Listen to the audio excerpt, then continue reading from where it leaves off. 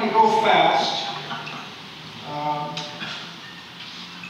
I filed a run for the U.S. House of Representatives so that I could talk to the people of my community about this continuing war in Afghanistan. Today marks our 16th anniversary of the invasion of Afghanistan. We're spending $100 billion a year maintaining 6 permanent military bases. Afghanistan is the world's 5th poorest country. How does America fight a war for 16 years with a third world country? And why? I'm going to tell you. This chart is a graph of the poppy planning in Afghanistan for 20 years. It starts in 1994 and goes up to 2014. 2001, the year we invaded, Afghan government and the United Nations had the planning down to 19,000 acres. Here we are at 700,000 acres. Afghanistan supplies 90% of the planet's opium.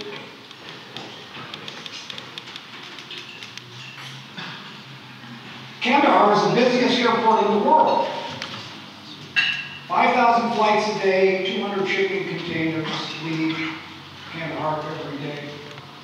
In 2001, a gram of heroin in Salem cost $400. This morning, a gram of heroin is $50 at one of our high schools. How do we discuss this war and heroin? If you go to the DEA's website right now, they will tell you that only 4% of America's heroin comes from Southwest Asia. This is technically true.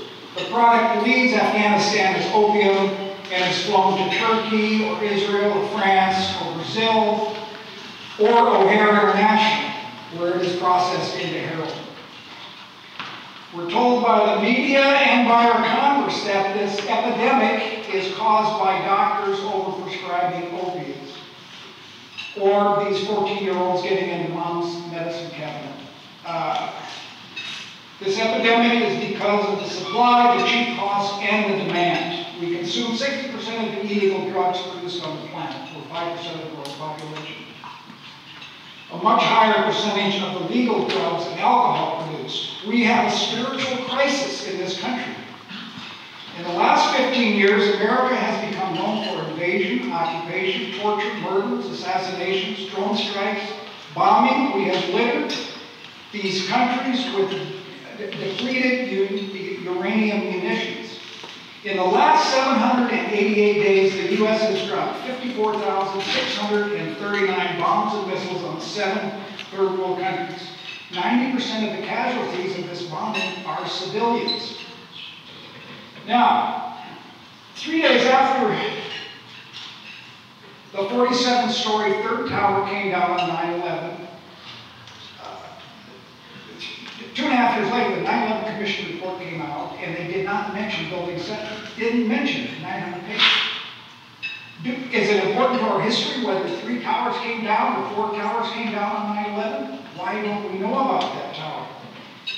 There were 2 hypotheses for how those buildings came down on 9/11.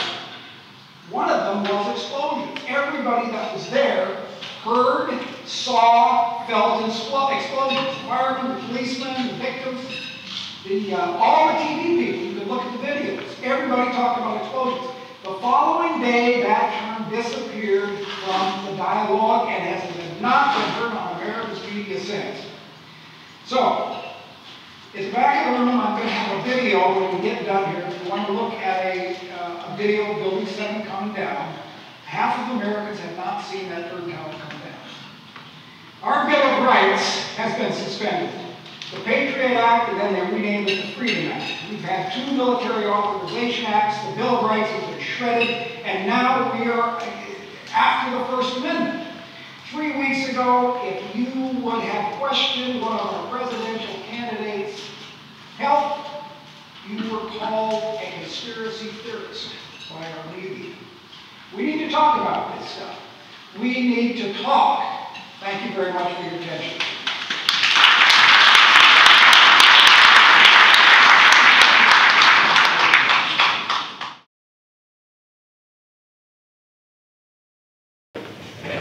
Well, I was so glad to hear Kurt talk about head of defense. Mother Jones puts our defense spending at $1.4 trillion. The discretionary number that we get to talk about, or Congress talks about, I think it's almost $700 billion now.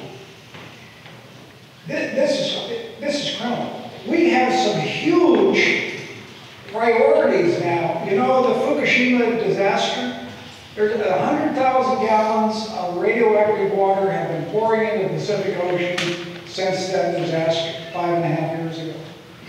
The technology to fix that does not exist. They built the ice dam around it, it failed. The water is pouring into the Pacific. The plankton in the Pacific Ocean provides half of the planet's oxygen. The plankton is dying. You walk down the beach and look at our seagulls, about 1/10. I sailed Oregon's ocean for 12 years. I know about the birds on the ocean. The high tide no longer brings the seagulls dinner twice a day.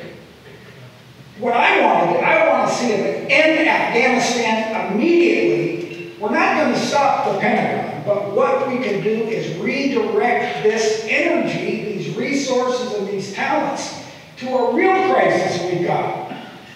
Our nest is failing. It's failing. Thank you.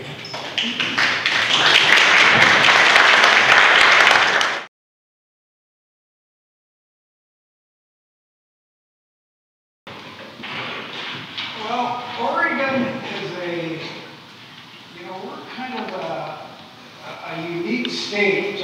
Wayne Morris, when the great Cold War buildup began in the 50s and 60s, Wayne Morris said, I don't think defense is a good thing for our economy. So he didn't attract these defense spending. So what did we inherit from that, avoiding this Cold War buildup? We are a state of small business people. This number's, I think, over a decade old now. It's from the PSU demographics. 85% of Oregon's economy are businesses that do less than $500,000 a year. You know, if you drive down 12th Street right here, you drive down to McGilchrist, turn around and come back on 13th Street, that is Oregon's economy. Hundreds of small businesses. But you go any town in Oregon, and that's what drives our economy, small businesses. You know, in 97, I haven't read the thing thoroughly, but, they think it's going to pass because it doesn't hurt the small businesses. It hurts the big. Our media likes to talk about Intel and Nike and OSHU and these big employers. But the big employers, trying to attract somebody that hires 1,500 people, it's a tiny, tiny part of Oregon's economy. So what I think we should do is know who we are.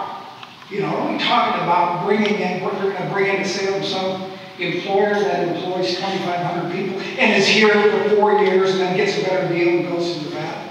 Know who we are and encourage what we are.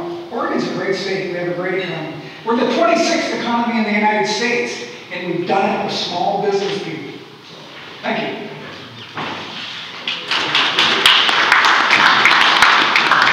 Well, this will be great.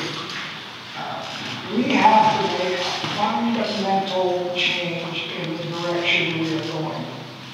This military expedition all over, America has become an empire. We have 700 military installations in 153 countries. I've read 1,000 military installations. Our military budget is more than the rest of the world combined.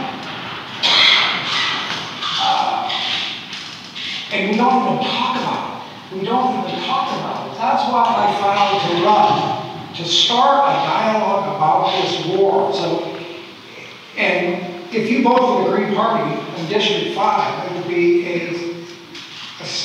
referendum on the direction that we were going. That's the reason why I filed to run. So that we would have, in this campaign, candidates all over the country are talking about everything but the main elephant in the room. Anyway, that's why I filed the run. We've got to address this thing. We've got to start looking in the mirror. Who are we and what have we become? We used to be a shining light on the hill. Let's do that again. You know, I'm encouraged there, you know, whenever I see young people in a room like this, it encourages me. I grew up in Mount Angel. Some of you guys will remember, I was the last class in Mount Angel Prep. Became JFK. I graduated the year, so JFK was killed. And next year it became Kennedy. But we were the Fighting Angels. Mount Angel Prep, the Fighting Angels. I'm not an angel, but I fight. Thank you.